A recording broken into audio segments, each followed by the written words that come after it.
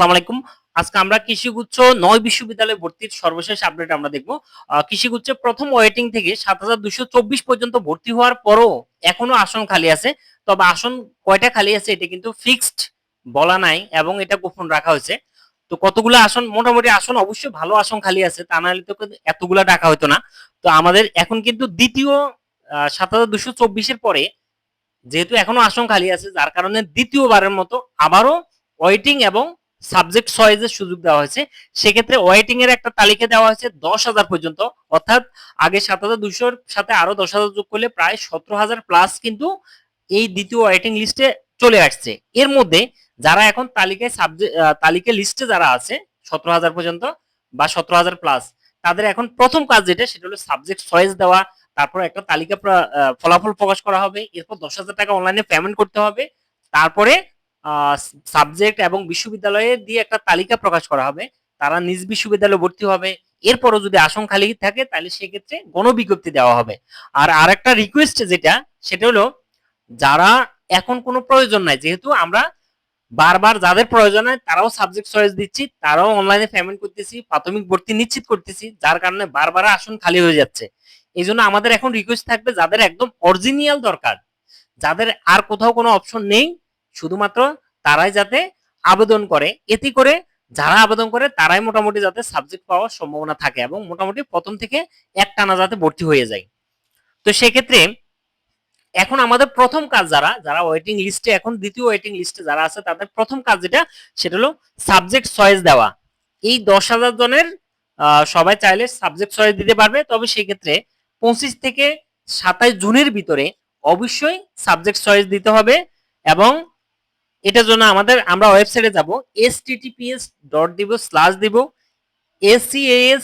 acas.edu, এখানে বলেছে edu হবে, edu.bd, এটা লিখে আমরা গুগলে সার্চ দিলে সরাসরি আমরা কৃষিগুচ্ছের ওয়েবসাইটে যাব। কৃষিগুচ্ছের ওয়েবসাইটে যাওয়ার পর আমরা ডাইন পাশে দেখব সাইন ইন, এটা লেখার পরে সরাসরি ওয়েবসাইটে যাব। এরপর আমরা উপরের লাইন, উপরে অনেকগুলো লাইনে, এর মধ্যে এই ডান বরাবর লেখা আছে সাইন ইন, এটার উপর আমরা ক্লিক করব। ক্লিক করলে আমাদের কাছে পিন এবং পাসওয়ার্ড চাওয়া হবে। পিন এবং পাসওয়ার্ড দিয়ে আমরা যখন লগ ইন করবো তখন আমরা নতুন করে, এতদিন তো সাবজেক্ট চয়েস অপশন ছিল না, এখন কাল থেকে আবার এটা চালু হবে, সাবজেক্ট চয়েস নতুন করে দেওয়া যাবে। এই সাবজেক্ট চয়েস দেওয়ার পর যারা সাবজেক্ট চয়েস দিবে তাদের ভিত্তিতে একটা তালিকা তৈরি করা হবে। সেই সাবজেক্ট চয়েসের ফলাফল দেওয়া হবে ২৭ জুন, যেদিন শেষ হবে ওই দিনে কিন্তু আবার রাতের বেলা আবার ২৭ জুন আমাদের ওই ফলাফলটা প্রকাশ করা হবে। এরপর আমাদের করণীয় যেটা সেটা হলো, যাদের এখানে তালিকা প্রকাশ করা হবে তাদের কাজ হলো অনলাইনে পেমেন্ট করা। অনলাইনে ১০,০০০ টাকা পেমেন্ট করতে হবে। সেই ক্ষেত্রে ২৮ থেকে ৩০ জুনের ভিতরে অবশ্যই ১০,০০০ টাকা অনলাইনে পেমেন্ট করতে হবে। এটাই হলো আমাদের প্রাথমিক ভর্তি। এরপর চূড়ান্ত ভর্তি মানে নিজ বিশ্ববিদ্যালয় ভর্তি, সেটা আরো পরে। তার আগে এই যে আমাদের যারা আমরা অনলাইনে ১০,০০০ টাকা পেমেন্ট করব, পেমেন্ট করার পর ১ জুলাই তালিকা প্রকাশ করা হবে। ২৮ থেকে ৩০ জুন যারা ১০,০০০ টাকা অনলাইনে পেমেন্ট করবে তাদের ভিত্তিতে একটা তালিকা প্রকাশ করা হবে। ১ জুলাই ২০২৬ বিশ্ববিদ্যালয় এবং সাবজেক্টের নাম সহ তালিকা প্রকাশ করা হবে। এরপরে এবার আমাদের কাজ হলো নিজ বিশ্ববিদ্যালয় ভর্তি বা চূড়ান্ত ভর্তি, সেটা হবে আমাদের ৫ থেকে ৬ জুলাই ২০২৬।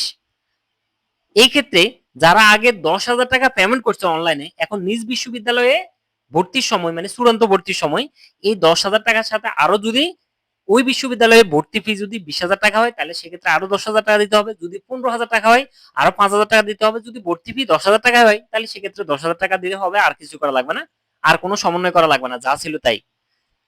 ডকুমেন্টস যেটা লাগবে সেটা হলো, আমরা মাধ্যমিক এবং উচ্চ মাধ্যমিকের নম্বরপত্র অবশ্যই মূল কপি, মানে ট্রান্সক্রিপ্ট নম্বরপত্র বা মার্কশিট যেটাই বলি না কেন সেটা অবশ্যই মূল কপি, এবং সাথে টেস্টিমোনিয়াল প্রশংসাপত্রের মূল কপি, আর অ্যাডমিট কার্ডটা আমাদের সঙ্গে রাখবো।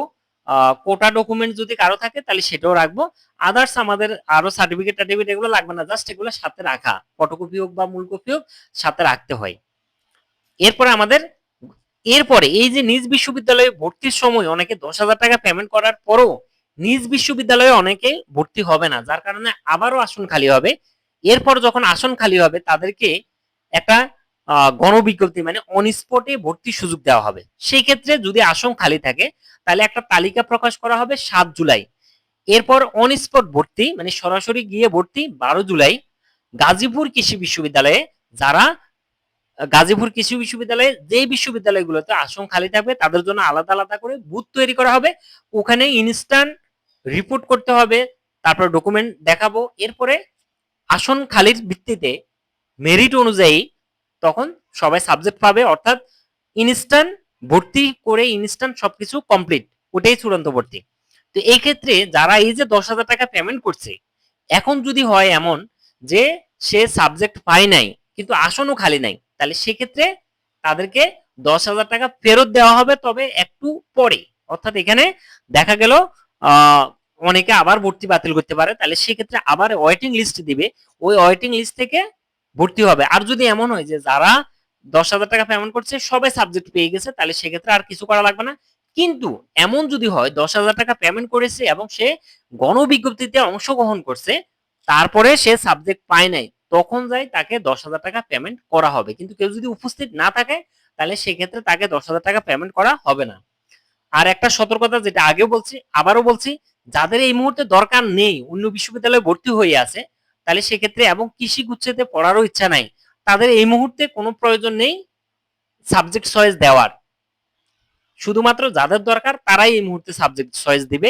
এটাই আমাদের কৃষিগুচ্ছ 9 বিশ্ববিদ্যালয়ের দ্বিতীয় ওয়েটিং লিস্ট থেকে ভর্তির সর্বশেষ আপডেট।